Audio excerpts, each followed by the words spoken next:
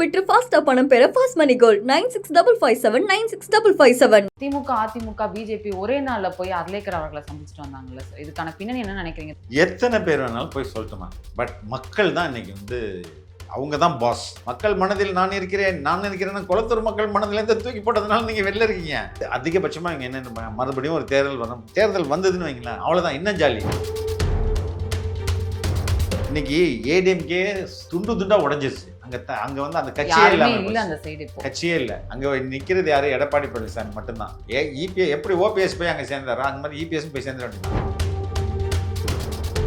தேமுதிக அவங்களை வெற்றி பெற வச்சிருமா? இல்ல. எஸ்டிபிஐ, ஜவஹர்லால், மனிதநேய மக்கள் கட்சி, இதெல்லாம் சிறு சிறு அமைப்புகள் தான் இருக்கு. சேர்ந்துட்டாருன்னா திமுக ஆப்ஷன் என்ன? பிஜேபி, அண்ணாமலை, அதுக்கப்புறம் டிடிவி தினகரன், விட்டா சசிகலா, வாங்க எல்லாரும். இவங்க கூட தான் அவரு டிராவல் பண்ணி ஆகணும். அது எப்படி தமிழக மக்கள் பார்ப்பாங்க? அகைன் ராஜ்மோகன் தாக்கப்படுறதுக்கு ஒரு ரீசன்.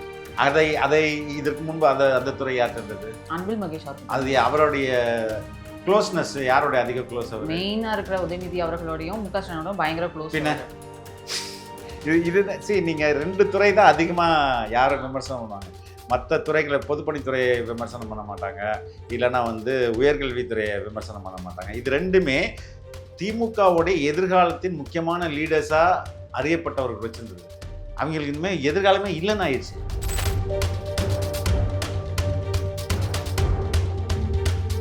அண்ணாமலை அவர்கள் புதுசாக ஒரு இயக்கம் ஸ்டார்ட் பண்ணாரு. அதுக்கான மீட்டிங்ஸும் நடந்துருச்சு. பொள்ளாச்சியில் ஒரு முதல் மாநாடு நடக்க போகிறதா ஒரு பேச்சு இருக்குது சார். அதில் டைரெக்டாக விஜய் அவர்களை தான் அப்போசிஷனாக எடுத்து பேச போகிறாரு அப்படின்ற மாதிரியும், டிவிகே கவர்மெண்ட்டை பிடிக்காத இளைஞர்களை தாம் பக்கம் இருக்கிற ஐடியா. அப்படி எத்தனை பேர் இருக்காங்க? என்ன பிடிச்ச கோடி பேர் காட்ட வெளியில் முடிஞ்சதோட சொல்கிறா பார்ப்போம். கலர் கண்ணாடி நேயர்களுக்கு வணக்கம். இன்று நம்மளோட இணைந்திருக்கிறார் ரெட்பிக்ஸ் ஃபெலிக்ஸ் அவர்கள். வணக்கம் சார். வணக்கம் சார். ரீசெண்டாக அனிதா ராதாகிருஷ்ணன் முன்னாள் அமைச்சர் கைது செய்யப்பட்டார். அதற்கான காரணங்கள் என்ன அப்படிங்கிறதெல்லாம் பார்த்தோம். பட் ஆனால் அந்த ரிலீஸ்க்கு அப்புறம் அவர் சொன்ன வார்த்தை டிவிகேலேருந்து போலீஸ் தரப்புலேருந்து ஒரு அழுத்தம் வருது, இந்த எம்எல்ஏ பதவியை ராஜினாமா செஞ்சுட்டு தாவேக்கலைனே சொல்கிறாங்க அப்படின்ற மாதிரி ஸ்டேட்மெண்ட் சொல்கிறார் சார். ஃபர்ஸ்ட் இதை எப்படி பார்க்குறீங்கன்றதை மட்டும் சொல்லுங்கள். இவ்வளோ பெரிய முட்டாள்தனமான ஸ்டேட்மெண்ட் யாராலையும் சொல்ல முடியாதுன்னு தான் பார்க்குறேன். ஏன்னா அது எப்படி சாத்தியம்? ஒரு அரெஸ்ட் நடக்குதுன்னா அவர் நீதிபதியிட்ட கூட்டு போயிருப்பாங்க, அங்கே தான் ரிமாண்ட் ரிஜெக்ட் பண்ணியிருப்பாங்க, அதுக்கப்புறம் அவர் வீட்டுக்கு வந்துடுவார். கரெக்டா?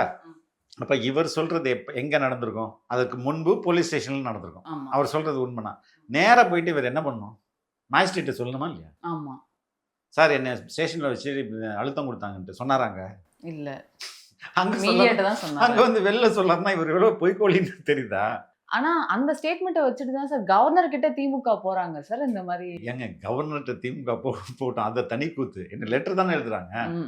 அப்படி உண்மையிலே தாவேக்காவுக்கு 35 கோடி ஒரு எம்எல்ஏக்கு கொடுக்கறதுக்கு முயற்சி பண்ணி கிட்டத்தட்ட 8 பேர் கைதா? ஆமா சார், ஆல்மோஸ்ட் 8 மெம்பர்ஸ் கைது. அது இல்லாமல் ஒவ்வொரு விசாரணையிலும் மற்றவங்க யார்கிட்ட பேசினாங்க, எவ்வளோ 200 கோடி ஒதுக்கப்பட்டதா செய்தி வருது. யாரெல்லாம் தலைமறைவாக இருக்காங்க? செந்தில் பாலாஜி தலைமறைவா இருக்கிறாரு, அவங்க தம்பி தலைமறைவா இருக்கிறாரு. ஏன் தலைமறைவா இருக்கணும்? இப்போ இது உண்மையா இல்லை வெளில பிரஸ் கிட்ட கத்திட்டு போறது உண்மையா? இப்போ அவங்களுக்கு இந்த செய்தி வந்துருச்சுல, திருநாவுக்கரசு அரெஸ்ட் பண்ண அன்னைக்கே இவங்களுக்குலாம் பெல் அடிச்சிருக்குமா? அடிச்சிருக்காங்க, கண்டிப்பா அடிச்சிருக்கும். அப்போதுலேருந்து எஸ்கேப் பார்த்தீங்களா? புரியுதுங்களா? அப்போ இது திருநாவுக்கரசு மாட்டின உடனே அடுத்தது இவன் மாட்டுவான், நம்ம தான் கடைசியாக வருவோன்ற எஸ்கேப் ஆயிடுவாங்க. இப்போ இதை டைவர்ட் பண்றதுக்கு என்ன பண்றது? இன்னொரு விஷயம், அவங்க பண்ணதா அதுக்கு எந்த வித ஆதாரமும் எதுவுமே இல்லைல்ல. திமுக சும்மா இருந்திருக்குமா? அந்த போலீஸ்கார நம்பர் எடு, அவர் பேர் என்ன, எந்த ஸ்டேஷன், இதெல்லாம் எடுத்து வெளில சொல்லிருக்க மாட்டாங்க. அப்ப எதுவுமே வரலையே. புரியுதுங்களா? இவர் இவ்வளோ 7 முறை எம்எல்ஏ இருக்காரு, என்ன பிரயோஜனம்னு தெரியலையே. ஆனா அதுதான் இன்னொன்னு அவரு சொல்றது பப்ளிக்கா பார்க்கும்போது எங்களுக்கே தோணுது, இது எப்படின்னா புரியலையே அப்படிங்கிற மாதிரி இருக்கு. ஆனா அந்த ஸ்டேட்மெண்ட்டை வச்சுட்டு திமுகல போய் கவர்னர் கிட்ட கொடுக்குறாங்க. கவர்னர் ஏன் இருக்கணும் இந்த தமிழ்நாட்டுல அப்படின்னு சொல்லிட்டு, தேவையில்லாத ஒரு பதவி அப்படின்னு சொல்றதும் திமுக தான். ஆனா அவங்களே திருப்பியும் போய் கவர்னர் கிட்ட ஒரு லெட்டர் கொடுக்குறாங்களே சார். இன்னைக்கு திமுக ஒவ்வொரு இடத்துலயும் எக்ஸ்போஸ் ஆகிட்டே இருக்கிறாங்க. எங்க போனாலும் அவங்க எக்ஸ்போஸ் ஆயிடுறாங்க. ஃபர்ஸ்ட் அதிமுக கூட சேர்ந்து ஒரு ஆட்சி அமைக்கிறதுக்கு முயற்சி பண்ணாங்க, அதுலேயும் எக்ஸ்போஸ்ட். அதற்கு அடுத்தது இது மாதிரி பணத்து மூலமாக ஆட்சியை கவிழ்த்துற முடியும்னு அது ட்ரை பண்ணாங்க, அதுக்கு எக்ஸ்போஸ் ஆகிட்டாங்க. நேற்று சுப்ரீம் கோர்ட்டில் போனாங்க, அங்கே எக்ஸ்போஸ் ஆகிறாங்க. அப்போது எக்ஸ்போஸ் ஆக அவங்களுக்கு டென்ஷன் ஆகுது. என்னடா நம்ம போராட்டம்லாம் தோத்துக்கிட்டே இருக்கமே அப்படின்ற மாதிரி. அப்போ அது சரியாக ஹேண்டில் பண்ண முடியல. அதனால இஷ்டத்துக்கு ஹெட்லெஸ் சிக்கன் சொல்லுவாங்கல்ல, அது மாதிரி எல்லா திசைக்கும் ஓடிட்டு இருக்காங்க. அதான் உண்மை. அடுத்து கரூர் ஸ்டாம்பேட் பத்தி சார், நேத்து திமுக போய் இந்த மாதிரி சிஎம் அவர்கள் வந்து சந்திக்க கூடாது, ஆதவ் அர்ஜுனால் வந்து இந்த மாதிரிலாம் பேசியிருக்காரு அப்படின்ற மாதிரி சொன்னாங்க. இதுக்கான காரணம் என்ன சார்? நிறைய பேருக்கு ஏன் வந்து திமுக இந்த மாதிரி ஒரு பெட்டிஷன் போட்டாங்க அப்படின்றது தெரியல சார். அதை பத்தி கொஞ்சம் சொல்லுங்க. கரூர்னாலே டென்ஷன் ஆயிடுறாங்க. கரூர்ன்ற வார்த்தையை எடுத்த உடனே பதட்டம். ஏன் பதட்டம்? அப்போ அவங்க மேல இருக்கு. ஆப்வியஸா அதான் பதட்டம். ஏன்னா இன்னைக்கு வந்து கரூர் வந்து ஒரு சிபிஐ வழக்காய் விசாரணையில இப்போ இதுல என்னென்ன உண்மைகள் வெளிவரும், யார் என்ன பண்ணாங்க அந்த டைம்ல, ஆப்வியஸா வெளில வரும். ஆமா டெஃபினட்டா இது வந்து ஒரு சிபிஐ என்பது மத்திய அரசோட ஒரு இண்டிபெண்டன்ட் பாடி தானே. அப்ப அவங்க விசாரிக்கும் போது இன்னும் என்னென்ன வரும் உண்மை. அதனாலே உங்களுக்கு பதட்டம். அங்க போயிட்டு ஒரு பார்ட்ட சிஎம் ஏதாவது சொல்லிட்டாருன்னா புரியுதுங்களா? இன்னொரு எங்க கட்சிக்குன்னு ஒரு நிலைப்பாடு இருக்குல்ல, இந்த கரூர் சம்பவம் குறித்து. ஆமா, அது எங்க நம்மளுடைய முதல்வருக்கும் அதே நிலைப்பாடு தானே இருக்கும். அப்ப அதை போய் அங்க பேசினாருன்னா என்னத்துக்கு ஆகும்? இவங்க மறுபடியும் அடி விழுவுமே அப்படின்ற பயம்தான், வேற ஒன்றும் இல்லை. கரூர்னாலே அவங்க பயப்படுறதுக்கு காரணம் அவர்கள் சைடில் நிறைய குளறுபடிகள் இருக்கு, நிறைய விஷயங்களை. ஒரே ஒரு எக்ஸாம்பிள் எடுத்து, திமுக ஆட்சியில கரூர் சம்பவம் நடந்தது. அந்த கரூர் சம்பவத்தை நரேட் பண்ணணும், என்ன நடந்தது அப்படின்னு சொல்லணும். ஒவ்வொரு சொன்னது யாருமே சாதாரண அதிகாரிகள் கிடையாது, சாதாரண ஆட்கள் கிடையாது, ஒரு நிருபர்களும் கிடையாது. சொன்னது எல்லாமே டிஜிபி, ஏடிஜிபி, ஐஏஎஸ், மூத்த ஐஏஎஸ் அதிகாரி அமுதா.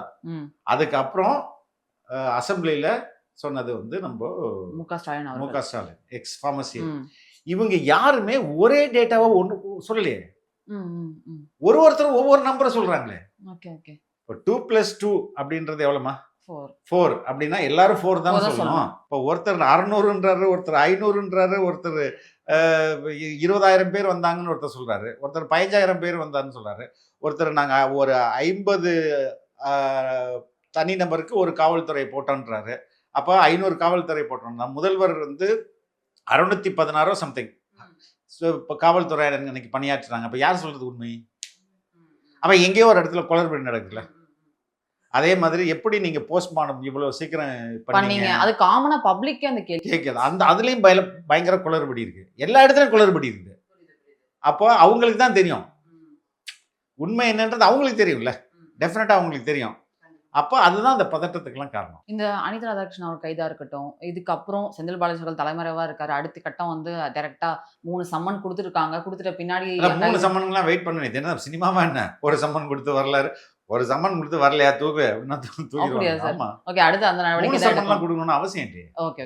இந்த மாதிரி நடக்கும்போது திமுக தரப்புல இருந்து சொல்றாங்க, முக்கியமா RS பாரதி அவர்கள் சொல்றாங்க, இந்நேரம் வந்து செப்டம்பர் 27 கரூர் இன்சிடென்ட் நடக்கும் போதே நாங்க விஜய் அவர்களை வந்து அவர் தான் குற்றவாளின்னு சொல்லி நிரூபிச்சு நாங்க வந்து அவரை ஜெயில போட்டிருந்தோம் அப்படின்னா இந்நேரத்துக்கு அவர் எம்எல்ஏவா இருந்திருக்க முடியாது, சீஃப் மினிஸ்டர் அப்படின்னு சொல்லி சொல்றாரு. பண்ணியிருந்திருக்க வேண்டிய அவங்க எல்லா வேலையும் பண்ணாங்க. கோர்ட்டை வச்சு எப்படி நாடகம் பண்ணாங்கன்னு தெரியும் உங்களுக்கு. ஓகே, அதுக்கப்புறம் தான் இந்த என்ன அனிதா ஒரு தனிநபர் ஆணையம் அமைச்சாங்க. இதெல்லாம் எது பண்ண அவ்வளோ ட்ரை பண்ணாங்களே. நாங்க தானமா இங்க பண்ற அயோக்கியத்தனம் தெரிஞ்சு சுப்ரீம் கோர்ட் போனோம். அங்க போய் சுப்ரீம் கோர்ட்டை என்னடா அது பண்ணிட்டு இருக்கீங்கன்னு நீதிபதிகளை கொட்டுன்னு கொடுச்சுல. தே ட்ரைடு, பட் அதுலயும் ஃபெயில் ஆயிட்டாங்க. அது அடிக்கடி சொல்லிட்டே இருக்காங்க. வேற அப்படிதான் சொல்ல முடியும்.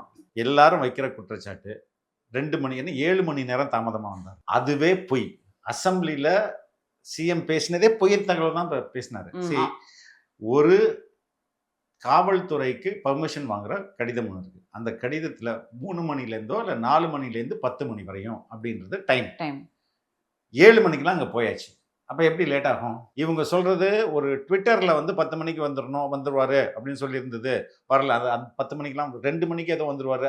அந்த ட்விட்டர் பேஜில் இன்னமும் இருக்கு, நீங்கள் போய் பாருங்க. அதாவது செப்டம்பர் அந்த ஸ்டாம்பிங் நடக்கிறதுக்கு முதல் நாள் போட்டிருப்பாங்க, முன்னாடி நாள். ஆமா, அது லேட்டா டிலே ஆயிட்டே இருந்துச்சு, அதுக்கு முன்னாடி நாள் தான். அதுல கிளீனா இன்னைக்கும் இருக்கு. இந்த 10 பேர் நிர்வாகிகள், இந்த 10 பேர் மட்டும் 2 மணிக்கு வரவும்னு போட்டிருக்கோம்.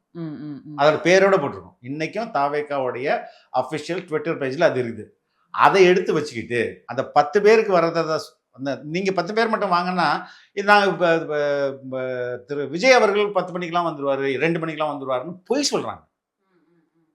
அன்னைக்கு அவர்கள்ட்ட அரசு இருந்துச்சு, ஊடகங்கள் அவ்வளோ பேர் இருந்தாங்க, எல்லாம் இன்னைக்குமே அதே தான் ஊதிக்கிட்டு இருக்காங்க. உண்மை என்ன அப்படிலாம் கிடையவே கிடையாது. உங்களுக்கு அறிவிப்பு என்பது அஃபிஷியல் டாக்குமெண்ட் தானே அரசாங்கம் பேசணும். ஓகே, தாவேகாவுடைய அஃபிஷியல் ட்விட்டர் பேஜில் இருந்ததுன்னா இதை எடுத்து பாருங்க. அது 10 பேருக்கு தானப்பா வர சொல்லியிருக்கு. நீங்கள் எங்கே போய் அதை வச்சு எப்படிப்பா தாமதம் வந்தாருன்னு சொல்கிறீங்க? போலீஸ் கொடுத்த லெட்டர் உங்களுக்கு கிடைக்காதா? சிஎம்க்கு அன்றைய சிஎம்க்கு கிடைக்காதா? அதையும் அது கூட பார்க்காம தான் அவர் போய் சொன்னார். ஸோ பல்வேறு இடங்களில் இதில் பல்வேறு குளறுபடிகள் இருக்குது. அந்த சம்பவம் நடந்ததாக இருக்கட்டும், அதற்கு முன்பு நடந்த நிகழ்வாக இருக்கட்டும், அதுக்கப்புறம் மருத்துவமனையில் நடந்த நிகழ்வாகட்டும், அதுக்கப்புறம் இந்த அதிகாரிகள்லாம் போயிட்டு தப்பாக சொன்னதாக இருக்கட்டும், உச்சபட்சமாக முதல்வரே வந்து அசம்பிளியில் தப்பாக சொன்னதாக இருக்கட்டும். நான் சொல்ல முதல்வர்ன்றது அன்றைய எம்.கே. ஸ்டாலின். அவர் இது மாதிரி எல்லாத்துலேயும் குழப்பம் இருக்குது. அதனால தான் அந்த பதட்டம். அந்த எக்ஸ்போஸ் ஆயிடும்ன்றது திமுகவுக்கு ஒரு பயமா இருக்கு. அடுத்து வந்து மினிஸ்டர் கீர்த்தனா அவர்கள் வந்து சிவகாசியில் அவங்களோட தொகுதியில் இருக்க அரசு பள்ளிக்கு ஒரு ஆய்வுக்கு போயிருக்காங்க. அது ஒரு சின்ன விஷயமா, அதை எடுத்து இதை உருட்டுறதுக்கு இவங்களுக்கு வேற இஷ்யூவே இல்லைன்னும் போது, நீங்க டிஎம்கே பார்த்தீங்கன்னா எது கோர் இஷ்யூவோ அதை விட்டுருவாங்க. எதுக்கும் பெருசா, அதாவது முக்கியத்துவம் இல்லாத ஒரு இஷ்யூவோ அதை எடுத்து பேசிருப்பாங்க. ஃபார் எக்ஸாம்பிள் தமிழ் தாய் வாழ்த்து. ஏன் தேசிய கீதத்தை 2 வாட்டி பாடினீங்க? 2 வாட்டி பாடினா இப்போ என்ன குறைஞ்சு போச்சு? அதனால நம்மளுடைய பொருளாதாரம் ஏதாவது கீழே போயிடுச்சு? இல்லை, எந்த தேசமும் நடக்கல, எதுவும் நடக்கல. இது மாதிரி எதெல்லாம் முக்கியம் இருக்கோ அதை எடுத்து வச்சு பேசுறது. இப்போ வந்து குழந்தைகள் அப்படிங்கிற ஒரு விஷயத்த திமுக அடிக்கடி எடுத்துட்டு வராங்க. அவங்க வந்து நீங்க வீடியோ பார்க்கும்போது எமோஷனல் அபியூஸ் பண்றாங்கன்னு ஒரு பக்கம் சொல்றாங்க. குழந்தைங்களை வச்சுதான் ஓட்டு போட்டாங்க அப்படின்ற மாதிரி ஒன்று சொல்றாங்க. நேற்று குழந்தைங்களுக்கு இன்ஃபீரியாரிட்டி காம்ப்ளெக்ஸ் கிரியேட் பண்றாங்க கீர்த்தனா அப்படிங்கிற மாதிரி. அதான் சொல்றேன், they don't have any other issue. அவங்களுக்கு மற்ற பெரிய விஷயங்கள்லாம் யோசிக்க முடியாது. புரியுதுங்களா? அது வந்து ரொம்ப ஒரு ஃபேக் நரேட்டிவ்காக ஏன் வந்து இந்த ஒரு சில அமைச்சர்களை டார்கெட் பண்றாங்க? அதுவும் ரொம்ப முக்கியமானது. இப்போ இந்த துறைக்கு இதுக்கு முன்பு யார் இருந்தா? டிஆர்பி ராஜா அவர்கள். அவரு திமுகல என்னவா இருந்தாரு? இப்ப ஐடி அமைச்சரா இருந்தாரு. இல்ல, ஐடி விங்க் அவர் தானே ஹெட். அப்ப அவருக்கு கட்டுப்பா, நான் இருந்த துறையில இந்த சின்ன பொண்ணு இருக்குதே, இது அடிங்கடா ஐடி விங்க வச்சு, அவர் தானே ஹெட்டிங் ஐடி விங். புரியுதா? இப்படிதான் அதை புரிஞ்சுக்கணும். அதனாலதான் ஒரு சின்ன ஏன் கீர்த்தனா மட்டும் அதிகமா தாக்கப்படுறாங்க? ஒரு சின்ன சின்ன விஷயத்துக்கு தாக்கப்படுறாங்க. இதுதான் ரீசனு. இப்போ ஒரு அவ்வளோ நீங்க யோசிச்சு பாருங்க. நான் வந்து டிஆர் பாலுவோட பையன், டிஆர்பி ராஜா, நான் தான் ஐடி விங்கோடைய ஹெட்டு, நான் தான் முன்னாடி தொழில்துறை அமைச்சர். நான் இருந்த போதில் ஒரு சின்ன பொண்ணு வந்து நிற்கிறதா? அவ்வளோ நான் என்ன தோத்து போயிட்டேனே அப்படின்ற ஒரு காழ்ப்புணர்ச்சின்றதை விட தாண்டியது ஒரு ஆதிக்க மனநிலையோட வெளிப்பாடு தான். இவன் அச்சு காலி பண்ணு, நம்மள்ட்ட தான் கூலிப்படம் இருக்குல்ல, அடி அப்படின்றதான் அதுக்கான பின்னணிய. சீமான் அவர்கள் ரொம்ப நாளா காணோம், அவரை எங்க போனார்னே தெரியாம இருந்துச்சு. திடீர்னு ஒரு நாள் வந்து ட்வீட் போடுறாரு, ராஜ்மோகன் அவர்கள் வந்து தனியார் பள்ளிகளுக்கான அமைச்சராக தான் செயல்படுறாரா, ஏன் அரசு பள்ளிகளை அவர் கவனிக்கல? உடனே இந்த இஷ்யூ வரும்போது டக்குன்னு அவருக்கு அப்பதான் தனியார் பள்ளிகள் ஞாபகம் வருது. உடனே அந்த இது எடுத்து போறாரு. ராஜ்மோகன் அவர்களை வந்து டாக் பண்ணி, அரசு பள்ளிகளை வந்து இவ்வளவு இது இருக்கு, இவ்வளவு பிரச்சனை இருக்குது, நீங்க கண்டுக்கலையா? டீச்சர்ஸ்லாம் நிறைய நாள் போராட்டம் பண்ணியிருக்காங்க, அதை நீங்க கண்டுக்கலையா? அப்படின்ற மாதிரி சீமான் அவர்கள் இதுக்கு திடீர்னு குரல் கொடுக்க காரணம் என்ன நினைக்கிறீங்க சார்? நாளைக்கு அப்புறம் மெயின் ஸ்ட்ரீம்ல வரணும் அப்படின்னு நினைச்சிருப்பாரு. அதனால தான் ரீசன், வேற ஒன்றும் கிடையாது. சரி, இங்க அகெயின் ராஜ்மோகன் தாக்கப்படுறதுக்கு ஒரு ரீசன் இருக்கு. அதை இதற்கு முன்பு அந்த துறை யார்கிட்ட இருந்தது? அன்பில் மகேஷ் அவர்கள். அது அவருடைய க்ளோஸ்னஸ் யாரோட அதிக க்ளோஸ்? அவர் மெயினா இருக்கிற உதயநிதி அவர்களோடையும் முக ஸ்டாலினோடும் பயங்கர க்ளோஸ். இதுதான். சரி, நீங்க 2 துறை தான் அதிகமா யாரும் விமர்சனம் பண்ணுவாங்க. மற்ற துறைகளை, பொதுப்பணித்துறையை விமர்சனம் பண்ண மாட்டாங்க, இல்லைன்னா வந்து உயர்கல்வித்துறையை விமர்சனம் பண்ண மாட்டாங்க. இது ரெண்டுமே திமுகவுடைய எதிர்காலத்தின் முக்கியமான லீடர்ஸா அறியப்பட்டவர்கள் வச்சிருந்தது. அவங்களுக்கு இனிமேல் எதிர்காலமே இல்லைன்னு ஆயிடுச்சு. There is no future for DMK. நீங்க எந்த வகையில கால்குலேட் பண்ணி பார்த்தாலும் ஜென்சி டிஎம்கே இருக்காங்களே. இல்லம்மா, நீங்க ஜென்சி டிஎம்கே என்ன பண்ணிடுவாங்க? அவங்க இருக்கிற ஒரு 10 ஓட்டு வருதுன்னா அதையும் சொதவி காலி பண்ணிட்டு விட்டுறதா நினைக்கிறாங்க. அவங்க சரியா புரிஞ்சுக்கிட்டாங்கன்னா எதுக்குமா இவ்வளவு கேவலமா தோற்பாங்க? நீங்க ரொம்ப பேசிக் அரித்மெட்டிக் பாருங்க. தாவேகா தனித்து நின்று 35%. ஆமா, இந்த 2026 தேர்தலில் திமுக எத்தனை கட்சி கூட்டணி இருந்துச்சு? 26 கட்சி கூட்டணி. 26 கட்சி கூட்டணியில 26% வாங்குச்சு. ஆமா, 23 தான். இந்த வருஷம் 26ன்னு வச்சுக்கோங்க. இதெல்லாம் கழட்டுங்க. மதிமுக இல்ல, விசிகே இல்ல, சிபிஐ இல்ல, சிபிஎம் இல்ல, காங்கிரஸ் இல்ல. இந்த 5ம் போயிடுச்சுன்னா அவங்கள்ட்ட யார் இப்ப கூட்டணி இருக்கா? அவங்களோட ஓட் பர்சன்டேஜ் எவ்வளோ ஆகுது? ஒரு 18-19 வந்துடாதா? அதை 18-19 வச்சுக்கிட்டு அவங்க எப்படி வாழ்க்கையில் வெற்றி பெற முடியும்? அப்போ அது நம்மளுக்கு அந்த கட்சியில் இல்லை, இல்லைன்னா நம்ம வந்து ஒரு அதுலேருந்து அனுபவிக்கல, அந்த பவரை ருசிக்கல, அதனால நமக்கு ஈஸியாக தெரியுது. ஆனால் 70 வருஷம் கட்சி, அரசியல், பவர், பதவி இதெல்லாம் இருந்து என்ஜாய் பண்ணவங்களுக்கு நாளைக்கு ஒன்றுமே இல்லை அப்படின்னும் போது அது எவ்வளோ பெரிய விரக்தியை ஏற்படுத்தும். ரெண்டாவது காசு நிறையா இருக்குது, காசை வச்சுட்டு ஏதாவது பண்ணிட முடியுமா அப்படின்னு அவங்க, ஆனால் பண்ணிட முடியும்னு அவங்க நினைக்கிறாங்க. காசை வச்சுட்டு என்ன பண்ணணும்? பொருளை தான் நீ வாங்க முடியும், மனிதர்களை எப்படி வாங்க முடியும்? வாங்க முடியாதுல்ல. அவங்க காசை வச்சுட்டு எதை வேணாலும் சாதிச்சிடலாம் அப்படின்னு நினைக்கிறாங்க. அது இன்னமும் அவங்க அதுவும் புரிய மாட்டாங்க. ஆனா நீங்க நினைக்கிறீங்களா சார், இடைத்தேர்தலால வந்து மு.க. ஸ்டாலின் நிப்பார்னு நினைக்கிறீங்களா? ஏன்னா அவரை சுத்தி நிறைய பேர் தலைவரை கண்டிப்பா மக்கள் இப்போ வந்து நம்புறாங்க, நம்மள ஏன்டா ஓட்டு போட்டோம் இந்த கவர்மெண்ட் நினைக்கிறாங்க அப்படின்னு அவங்க சுத்தி இருக்கவங்க அவங்கள இன்ஃப்ளூயன்ஸ் பண்றதா ஒரு டாக்ஸ் இருக்கு. நீங்க நினைக்கிறீங்களா சார் இடைத்தேர்தலில் மு.க. ஸ்டாலின் அவர்கள் நிப்பாருன்ட்டு ஏதாவது ஒரு தொகுதியில்? அதாவது மறுபடியும் மண்ணை கவர்றதுக்கு அவர் விரும்ப மாட்டார் அப்படின்னு நான் நினைக்கிறேன். சரியாக சிந்திக்கக்கூடியவராக இருந்தா நிக்க மாட்டார். ஓகே, நிக்கவே மாட்டார், அந்த தவற பண்ண மாட்டார். திருச்சி கிழக்குல வந்து நான் நிக்கிறேன் அப்படின்னா டமால் தான் அங்க. அதே மாதிரி ஜிபி அப்பாயின்மெண்ட்டுக்கு கோர்ட்ல வந்து நான் ஜெனரல் ப்ராசிக்யூட்டர் இந்த மாதிரி ஒரு அப்பாயின்மெண்ட்டுக்கு வந்து தாவேகால இருக்கக்கூடியவங்க மிடில்மேன், கவர்மெண்ட் இல்லை மிடில்மேன்ல இருந்தவங்க வந்து லஞ்சம் வாங்கினதா ஒரு புகார் இருக்கு சார். அதை பத்தி என்ன நினைக்கிறீங்க? நேற்று சட்டத்துறை அமைச்சர் ரொம்ப தெளிவா சொல்லியிருக்காரு. முதல் முறையாக நீங்க இந்த கவர்மெண்ட் வக்கீல் அப்பாயின்மெண்ட் உங்களுக்கு எப்படி நடக்கும் தெரியுமா? அதுக்கு முன்பு தெரியல சார். நான் சொல்றேன், இப்படிதான் நடக்கும். திமுக வந்துச்சுன்னு வைங்களேன், திமுகவுடைய அந்த கட்சியில உள்ள வழக்கறிஞர் பிரிவு இருக்குல்ல, அவங்க தான் ஃபுல்லா. Okay okay. வழக்கறிஞர் பிரிவில் அவர் சீனியர் யாரு? அவர் தான் வந்து ஸ்டேட் பிபி ஆவார், அவர் தான் வந்து ஏஜி ஆவார், ஏஜி ஆவார், டெல்லிக்கு இது மாதிரி ஃபுல்லாக டிஎம்கேவோட சீனியர் அட்வொகேட்ஸ், அவங்க ஜூனியர்ஸ் எல்லாம் அடுத்த ஒரு 10-15 நாளுக்குள்ளே அரசு வழக்கறிஞராக மாறிடுவாங்க. Okay okay. அதிமுக வந்துருங்க, அதே நிலைமை தான். அதிமுகவோட வழக்கறிஞர் பிரிவில் இருக்கவங்க எல்லாம் வந்து அரசு வழக்கறிஞராக மாறிடுவாங்க. 5 வருஷம் மாறும்போது மாத்திட்டு இருப்பாங்க. ஆனால் முதல் முறையாக தாவேகா வரும்போது தான் இதெல்லாம் ஒழிச்சிட்டு ப்ராப்பராக யாரெல்லாம் ஆன்லைனில் நீங்கள் ஆன்லைனில் நாட் ஆஃப்லைனில் கூட ஆன்லைனில் நீங்கள் அப்ளை பண்ணுங்கள். ஆன்லைனில் அப்ளை பண்ணிட்டு அதை ஒரு கமிட்டி போட்டு கம்ப்ளீட்டாக அதை படிச்சுட்டு யாருக்கு டிசர்விங் கேண்டிடேட்டோ அவங்களுக்கு அந்தந்த மாவட்டத்தை சேர்ந்த கலெக்டர், ஆட்சியர் வந்து அவர் வந்து அப்பாயின்மெண்ட் ஆர்டர் கொடுப்பாரு. அதுவும் பர்மனன்ட் கிடையாது, 6 மாதம் ப்ரொபேஷனரி பீரியட். Okay okay. அரசு வழக்கறிஞரோட வேலை என்ன? இப்போ என்னைய வந்து காவல்துறை கைது பண்ணுது, ரைட்டுங்களா?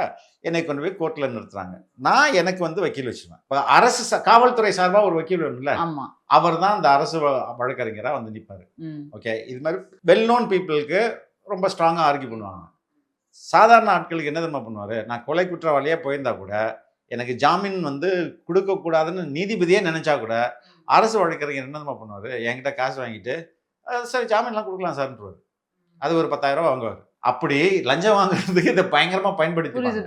அப்போ இது எதுக்கு இந்த முறை வந்து டெம்பரரியாக போட்டிருக்காங்கன்னா, பாரு ஏமாமெல்லாம் ஒழுங்காக வேலை செய்யலாம் தூக்கு, அப்படி ரொம்ப கிளியர் கட்டாக போட்டிருக்கிறது தான் இது. இதையும் இவங்க என்ன பண்ணுவாங்க? ஸ்லாண்டர் தான் பண்ணுவாங்க. இது ஃபர்ஸ்ட் டைம் அப்படி நடக்குமா? Okay okay okay. இது பெருசா வெளியில தெரியல சார். தாவேக்கால ஆனா அந்தந்த துறையில இருக்கவங்களுக்கு தெரியும்ல, நீதிபதிகளுக்கு தெரியும்ல. ஓகே, நீதிபதிகளுக்கு தெரியும், வழக்கறிஞர்களுக்கு தெரியும், ரைட்டுங்களா? இங்க காசு ஒரு நயா பைசா இங்க வந்து, அதாவது ஆர்டர்ஸ் போடுறதுக்கு முன்னாடியே ஒரு சில பேர்லாம் தூக்கிட்டு வரான். நான் எனக்கு ஆர்டர் வந்துச்சு, அது எப்படி முடியும்? கவர்மெண்ட்டை தன்னோட அரசாணையை வெளியிட்ட பிறகு தானே, அவங்களுக்கு அப்பாயின்மெண்ட் ஆர்டர் கொடுத்த பிறகு தானே வரும். அதில் டிலே ரொம்ப டிலே இல்லை, ஒரு 2 நாள் 3 நாள் டிலே ஆயிடுச்சு. ஜூலை 1ஆம் தேதி புது வழக்கறிஞர்கள்லாம் வரணும்னா ஜூலை 5ஆம் தேதி வரையும் ஆச்சு. 5, 6 ஆச்சு. 6 நாள் தான் டிஃப்ரென்ஸ். அதுக்குள்ளே இவ்வளோ குத்து. ஸ்ரீவைகுண்டம் எம்எல்ஏ சரவணன் அவர் சொல்லியிருந்தாரு, இந்த மாதிரி என்கிட்ட 50 கோடி வரையும் பேசினாங்க. அவர் பேசின ஆடியோலாம் பார்த்தோம், நாங்கள் லாயலாக தான் இருப்போம் இந்த இயக்கத்துக்கு அப்படின்ற மாதிரி அவர் சொல்லியிருந்தாரு சார். இது 25 நாளைக்கு முன்னாடியே அவருக்கு வந்து ஒரு லாரி இது ஒன்று நடக்கிறதாவும் அதை சொல்லியிருந்தாரு. ஏன் அவர் முன்னாடியே சொல்லலை அப்படிங்கிறது ஒரு கேள்வியா இருக்கு சார். ஊத்தங்கரை எம்எல்ஏ இப்போதான் 1 வாரத்துக்கு முன்னாடி சொன்னாரு, இவர் முந்தானத்தை சொல்லியிருக்காரு. இவங்க கிட்ட இல்லம்மா, எதுக்கு இது வந்து அவங்கவுங்களுடைய பாயிண்ட் ஆஃப் வியூலேருந்து பாருங்க. ஃபர்ஸ்ட் ஆஃப் ஆல் நான் எதுக்கு சொல்லணும்? நான் வந்து லாயலாக தானே இருக்கேன், என்னை இதனால தானே நீ பிரச்சனை பண்ற. பட் நான் டைம் வரும்போது சொல்லுவேன். அப்படின்றத இப்போ எப்போதுமே ஒன்று வெளியே வரும்போது தான் டக்கு டக்கு டக்குன்னு அடுத்ததெல்லாம் வெளில வரும். அதனால தான் மற்றபடி ஆனால் அவரை டார்கெட் பண்ணாங்க, நல்லா பார்த்தீங்களா? ஆமா, இதுக்கு முன்னாடி பாலியல் புகார் ஒண்ணு கொடுத்தாங்க அவர் மேல. அவர் பயங்கரமாக டார்கெட் பண்ணாங்க. காரணம் என்ன, அவனை அங்கேருந்து தூக்கிடணும். அந்த மார்க்கெட்லாம் கூட அவர் வந்து மாமூல் வாங்குறாரு எல்லாம் பண்ணுவாங்க சார். அதே மாதிரி ஒரு சில எம்எல்ஏக்கள் வந்து இவங்கெல்லாம் கம்ப்ளைண்ட் கொடுக்கறதுக்கு முன்னாடியே நாங்க வந்து ஓட்டை மாத்தி போடுவோம் முன்பணம் வாங்கியிருக்கிறதாவும் சில தகவல் வருது சார். எப்படிம்மா இன்னைக்கு எந்த ஒரு பட்டிங், அதாவது முதல் முறையாக இன்னைக்கு தான் நான் வந்து அரசியலில் போய் சேரணும்னு நினைக்கிற ஒரு மனிதனுக்கு என்ன தோணுனா, தாவேக்கா தான்டா சரியான கட்சின்னு தோணும். இப்போ எல்லாருக்குமே அப்படிதான் தோணுது. அப்போ அந்த கட்சியில் எம்எல்ஏ ஒருத்தர் ஆயிருக்கிறாருன்னா அவர் எப்படி இந்த முட்டாள்தனமான முடிவு எடுப்பார்? ரெண்டாவது, இங்கே எம்எல்ஏ ஆனவர்கள்லாம் பெரும்பாலும் முதல் முறை தான். மோஸ்ட்லி 90%. ஒரு சிலரை தவிர, செங்கோட்டையன் போன்ற ஒரு சிலரை தவிர மற்ற எல்லாருமே புதுமுகங்கள் தான். அவங்க எல்லாமே யாருக்கு உயிரை கொடுப்பாங்கன்னா, நம்மளுடைய முதல்வர் ஜோசப் விஜய்க்கு வந்து உயிரே கொடுப்பாங்க. அவன்கிட்ட போய் நீங்கள் காசு கொடுத்தீங்கன்னா எப்படி வந்து வாங்குவான்? வாய்ப்பே கிடையாது. அதே மாதிரி அவங்க டார்கெட்ஸ் எல்லாமே வந்து எஸ்சி கேஸ்ட்ல இருக்கவங்க தான் அப்படிங்கறதும் ஒரு சில தகவலா வருது. அது மறுபடியும் தப்பான ஒரு அணுகுமுறையா. நீ இந்த எஸ்சியா இருந்தா காசு வாங்கிடுவான், அது எப்படி முடியும்? அது ரொம்ப சமூக வல்கரான மனப்பான்மையில் அது. ஓகே. அண்ணாமலை அவர்கள் வந்து புதுசா ஒரு இயக்கம் ஸ்டார்ட் பண்ணாரு. அதுக்கான மீட்டிப்ஸ்லாம் நடந்துச்சு. பொள்ளாச்சியில வந்து ஒரு முதல் மாநாடு நடக்க போறதா ஒரு பேச்சு இருக்கு சார். அதுல வந்து டைரக்டா வந்து விஜய் அவர்களை தான் அப்போசிஷனா எடுத்து பேச போறாரு அப்படின்ற மாதிரியும், டிவிகே கவர்மெண்ட்டை பிடிக்காத இளைஞர்களை தாம் பக்கம் இருக்கிற ஐடியா. அப்படி எத்தனை பேர் இருக்காங்க? இங்க வந்து பிஜேபி ஒரு கால்குலேஷன் பண்ணாங்க. என்ன கால்குலேஷன் பண்ணாங்க? நம்ம இங்க வந்து ஸ்ட்ராங்கா ஆயிடலாம், அண்ணாமலை போன்ற புது முகங்களை போட்டால் ஸ்ட்ராங் ஆயிடலாம் அப்படின்னு ஒரு கால்குலேட் பண்ணாங்க. அது ஒர்க் அவுட் ஆகலை. அதுக்கு பிஜேபியும் காரணம், அண்ணாமலையும் காரணம். இப்போ என்ன நினைக்கிறாங்க, ஓகே பிஜேபி இங்கே நேரடியாக வளரவே முடியாது, ஸோ அதனால் புதுசாக அண்ணாமலையை தனி மனிதராக நிறுத்துவோம் அப்படின்னு நிறுத்துறாங்க. அது எப்படி பிஜேபியே வளர முடியல, மோடி, அமித்ஷா, வாஜ்பாய் இவர்களோட முகமே வளர முடியாமல் போகும்போது அண்ணாமலை முகம் மட்டும் எப்படி வளர்ந்துரும்? அவர் என்ன அவ்வளோ பெரிய கரிஸ்மேட்டிக் லீடரா? ஜென்சி லீடர்லாம் சொல்றாங்க. ஜென்சி அவங்க எத்தனை, அது வந்து ஜென்சி மட்டுமே வாக்காளர்கள் கிடையாதுல்ல, அவங்கள மட்டுமே நீங்க டார்கெட் பண்ணீங்கன்னா என்ன அர்த்தம்? பிஜேபியோடைய ஒரு ராங் கால்குலேஷன் தான் அது, தப்பான ஒரு கால்குலேஷன் தான் அது. டிஎம்கே ஃபைல்ஸ்னு அவர் ஒன்று ரிலீஸ் பண்ண நினைச்சாரு. ஆனா அது கடைசி வரையும் வெளியில வரல சார். அந்த கேஸே வந்து சமரசம் பண்ணி வாபஸ் வாங்கிட்டாங்க அவரு. ஆனா அது காம்ப்ரமைஸ் இல்லன்னு அவர் சொல்றாரு சார். ஏன் வாபஸ் வாங்கினாரு? டிஆர் பால் தானே போய். ஆமா, அவர் தான் வாபஸ் வாங்கினாரு. ஆட்சி மாறிடுச்சு, ஒருவேளை எல்லாத்தையும் ப்ரூவ் பண்ணிட்டாங்கன்னா என்னடா பண்றது? ஓகே. சரி, இது கம்ப்ளைண்ட் வந்து அண்ணாமலையா இருந்தாலும் கூட அது வந்து கம்ப்ளைண்ட் கொடுக்குறது அரசு தானே அதுல வழக்காடும். It is T R Balu versus State of Tamil Nadu தானே வரும். புரியுதுங்களா? மாட்டிக்கினோம்னா என்ன பண்றது? ரெண்டாவது, நாளைக்கு அண்ணாமலை கூட கூட்டணி போறதுக்கான வாய்ப்பு வந்தா என்ன பண்றது? டிஎம்கே அண்ணாமலை அவர்களோட வேற வழிமா? நான் சொன்னதை உங்கள்கிட்ட சொன்னேன், இன்னைக்கு அவங்கள்ட்ட யார் இருக்கா? யாருமே இல்லை. அப்போ தேமுதிக வந்து அவங்களை வெற்றி பெற வச்சிருமா? இல்ல. எஸ்டிபிஐ, ஜவஹர்லால்லா, மனிதநேய மக்கள் கட்சி, இதெல்லாம் சிறு சிறு அமைப்புகள் தான் இருக்கு. அப்போ அவங்களுக்கு இன்னைக்கு ஏடிஎம்கே துண்டு துண்டா உடைஞ்சிருச்சு. அங்க வந்து அந்த கட்சியே இல்லாம, கட்சியே இல்லை. அங்கே நிற்கிறது யார்? எடப்பாடி பழனிசாமி மட்டும்தான். எப்படி ஓபிஎஸ் போய் அங்கே சேர்ந்தாரோ அந்த மாதிரி இபிஎஸ் போய் சேர்ந்துட வேண்டியதான். சேர்ந்துட்டாருன்னா திமுக ஆப்ஷன் என்ன இருக்கு? பிஜேபி, அண்ணாமலை, அதுக்கப்புறம் டிடிவி தினகரன், விட்டா சசிகலாவும் வாங்க எல்லாரும். இவங்க கூட தான் வந்து அவரு டிராவல் பண்ணி ஆகணும். அது எப்படி தமிழக மக்கள் பார்ப்பாங்க? எங்கடா எங்களெல்லாம் இழிச்சவன் நினைக்கிறீங்களா கேட்பாங்க. பிஜேபின்றத ஒண்ணு வச்சுதான் சார் அவங்க கடந்த 5 வருஷமா அரசியல் பண்ணிருக்காங்க. ஆமா, 5 வருஷம் மட்டும் இல்ல, அதுக்கு முன்பு வரையும் பார்லிமெண்ட் எலெக்ஷன் அதுக்கு முன்பு வரையும் தான் பண்ணியிருந்தாங்க சார். திருமாவளவன் அவர்கள் வந்து விடுதலை சிறுத்தைகள் விருதுகள் விழால வந்து என்னையா துரோகின்னு சொல்றீங்க அப்படின்னு திமுக பார்த்து கேட்டாரு. நேத்து அப்படியே வேற மாதிரி தாவேகாவோட கூட்டணியில இன்னும் எந்த பேச்சுவார்த்தையும் நடக்கல, முடிவெடுக்கல, திமுகவோட விசிக நட்பு தொடருது அப்படின்ற மாதிரி ஒரு நட்புன்றது என்னமா? நட்பு வேறு. இப்போ ஓப்பனா மக்களுக்கு முன்பு நம்ம சிஎம் என்ன சொன்னாரு? திமுக எனது அரசியல் எதிரினாரு, பாஜக கொள்கை எதிரினாரு. தேர்தலெல்லாம் முடிஞ்சது, போயிட்டு முதலமைச்சரா பதவியேற்ற முடிச்சிட்ட பிறகு செக்ரட்டரியேட் வந்து என்ன பண்ணாரு? எல்லாரையுமே பார்த்துட்டு வந்தாரு. அதுல ஃபர்ஸ்ட் எங்க போனாரு? திமுகவுக்கு தான் எதுக்கு போனாரு? அரசியல் எதிரி தானே. ஒரு மரியாதை நிமித்தமாக. அது நட்புன்றது வேறு, ம். பர்சனல் அப்படின்றது வேறு. ம். இது மற்ற மாநிலங்கள்லாம் இருக்குது. ம்ஹும். நீங்க வந்து I think if I remember Jayalalithaa வந்து உடம்பு சரியில்லா இருக்கும்போது கேரளாலேருந்து கேரளாவுடைய அரசியல் எதிரிகள்லாம் யாருன்னு மொத்தமாக நீங்க கணக்கு போட்டாது சிபிஐ, காங்கிரஸ், இன்னொரு கட்சி, இவங்க எல்லாம் எதிரும் புதிரும். ம், ம். ஆனா ஒரே காரில் இங்க வந்து பார்த்துட்டு போனாங்க. Okay, okay. நம்ம ஊர்ல அந்த மாதிரி நடக்குமா? இல்ல. நாங்க ஆக்சுவலி விஜய் சார் போய் பார்க்கும்போது தான் நாங்க ஃபர்ஸ்ட் நாங்க அந்த மாதிரி ஒரு விஷயமே பார்க்கிறோம். இப்ப அங்க வந்து காங்கிரஸும் பிஜேபியும் பரம எதிரிகள். ம், ம், ம். ஆனா ஒரு பொது விழான்னு வந்ததுன்னா 2 பேரும் உட்காந்து பேசுவாங்க, ம். நட்பு பாராட்டுவாங்க. அது வந்து அதுதான் சரியான அரசியல். ஒரு அரசியல் என்பது வேறு. இப்போ நீங்க வந்து ஒரு சேனல்ல வேலை செய்றீங்கம்மா, நான் வந்து ஒரு சேனல்ல வேலை செய்றேன். சேனலுக்கு வந்து எதிரிகளா இருக்கலாம், ம். ஆனா நம்ம எப்படி எதிரிகளா இருக்க முடியும்? இல்ல முடியாது. கண்டிப்பா. முடியாது இல்ல. அதே மாதிரி தான் தனிநபர் நட்புன்றது வேறு, ம். அரசியல் என்பது வேறு. அதை நம்ம ஊர்ல அந்த பழக்கமே இல்லாதனால குழம்புகிறது. ஓகே. இவர் இந்த மாதிரி ஸ்டேட்மெண்ட் சொன்னே அது வந்து ஓகே. ஏன்னா அவங்களுக்கு இப்ப வேற வழி இல்ல, நம்மள்ட்ட யாராவது இருக்கிறாங்கன்னு காட்டணும்ல. ஓகே. அதனால அதை விட வந்து பெருசுபடுத்திடுவாங்க. உதயநிதி ஸ்டாலின் அவர்கள் வந்து வழக்கம் போல ஒரு கல்யாண மேடையில பேசினாரு. நிறைய விஷயங்கள் சொன்னாரு. இந்த சோஃபா மாடல் ஆச்சு, சோஃபா கொடுத்தனால தான் கூட்டணி வந்தாங்க அப்படின்னு சொன்னாரு. குதிரை பேரம் விஷயத்தை பத்தி திமுக சைட்ல இருந்து யாருமே சொல்லல அப்படின்னும் போது அவர் சொல்றாரு, நாங்க போய் அவங்க எம்எல்ஏ வாங்க, எங்களுக்கு எம்எல்ஏ யாருன்னே தெரியாது அப்படின்ற மாதிரி சொல்றாரு. அப்புறம் எப்படி திருநாவுக்கரசு அரெஸ்ட் ஆனாரு? அதுதான் அது தெரியல. ஆனா திருநாவுக்கரசு எப்படி அரெஸ்ட் ஆனாரு? ம். கரூர் கம்பெனியை சேர்ந்தவங்க எல்லாம் எப்படி அரெஸ்ட் ஆனாரு? உண்மையே அப்படி ஒண்ணு நடக்கலன்னா செந்தில் பாலாஜி ஏன் ஓடி ஒளிறாரு? ம், ம். என்னங்க சொல்றீங்க? எனக்கு அதுங்க எப்படிங்க சார்? நான் அவனை பார்த்ததே இல்லைங்க. அவன்கிட்ட இருந்து எந்திரம் ஃபோன் கால் என்கிட்ட வந்துரு பாருங்க, நான் வந்து வேணா கோர்ட்ல நிரூபிக்க தயாரு. சொல்ல வேண்டியதானே போய். அதே மாதிரி இன்னொரு விஷயம் சொல்றாரு சார். நாங்க வந்து எங்களுக்கு எதிரியா 2026 நினைச்சவங்க நாங்க தோக்கடிச்சிட்டோம். ம். இப்படி ஒரு எதிரி இருக்கிறதே எங்களுக்கு தெரியல. அப்புறம் நீங்க எவ்வளவு கண்ண முடியிருந்தீங்க? நீங்க எதுக்குங்க இருக்கீங்க? எதிரி எங்க இருக்கான்னு கூட தெரியல. போய் என்ன சொல்றது, நிழல் கிட்ட சண்டை போட்டு வந்துட்டு இங்க டொமால்னு அடி வாங்கின போது ஐயோ இங்கிருந்து ஒண்ணு வருதான்னு யாருடைய தப்பு இது? ம். இப்ப அடுத்து நாங்க நாங்க வந்து ஓப்பனா அறிவிக்கிறோம், இவன் தான் எனக்கு அரசியல் எதிரி, இவனை போட்டு தள்ளுறது தான் குறிக்கோள்னு சொல்றான். ஆமா. அட போப்பா அப்படின்ட்டு இந்த பக்கம் போயிருந்தா யாரு வந்து முட்டாள்?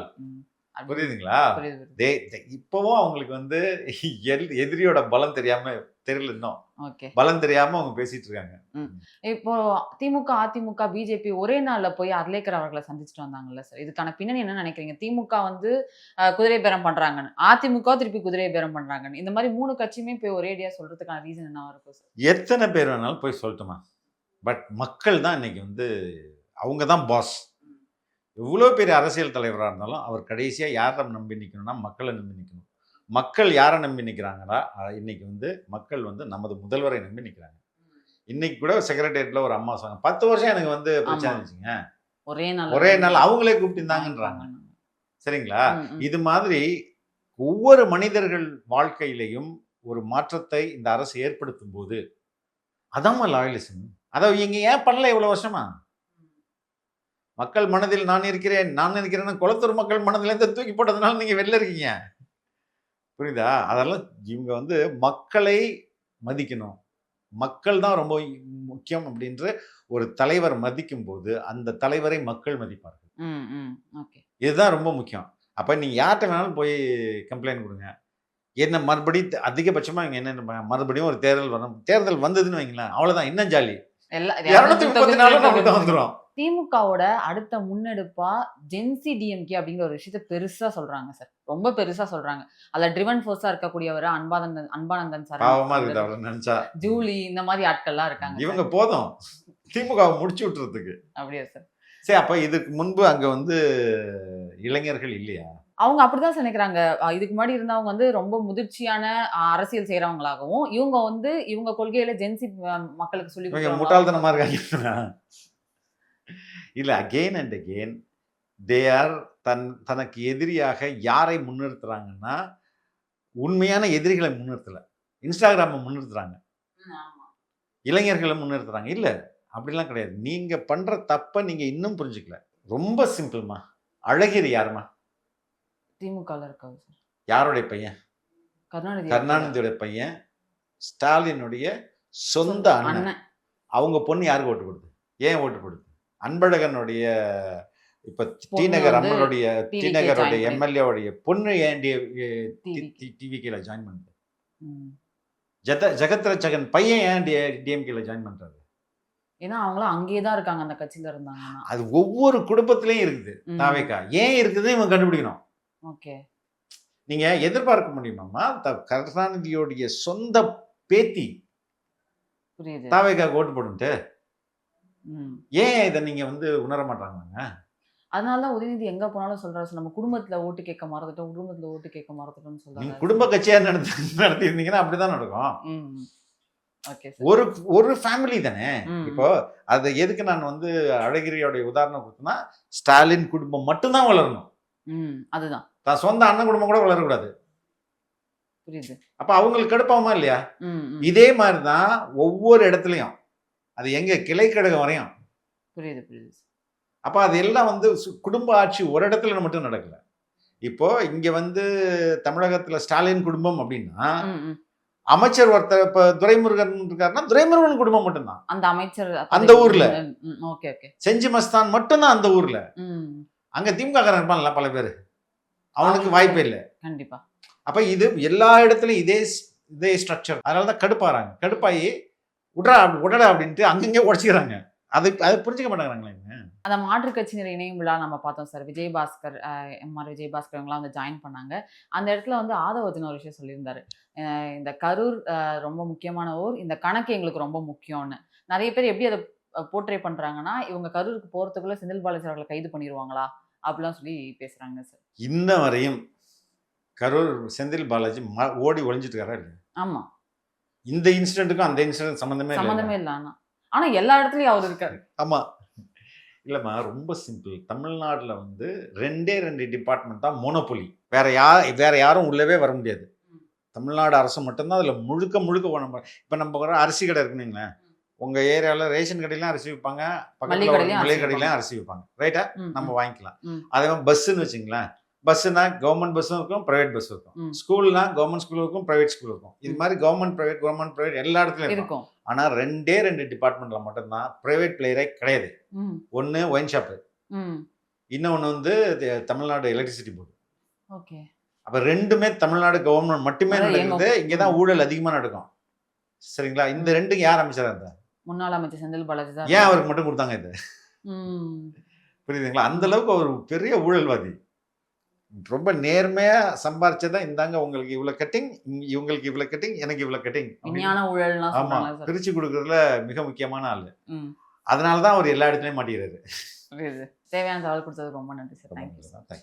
தங்கம் விற்று ஃபாஸ்டா பணம் பெற ஃபாஸ்ட் மணி கோல்ட் 9655796557.